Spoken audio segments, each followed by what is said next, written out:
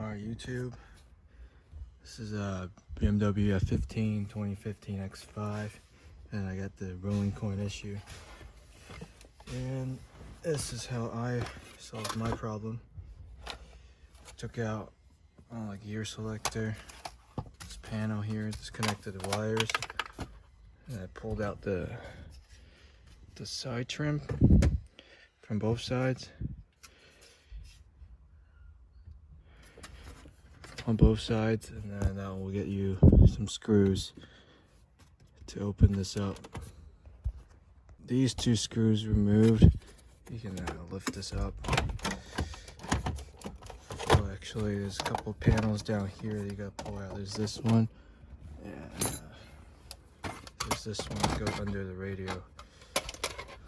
And once you pull these out, you can lift this up. It doesn't come out all the way, but you can see down there, that's the groove that usually the coin is stuck in.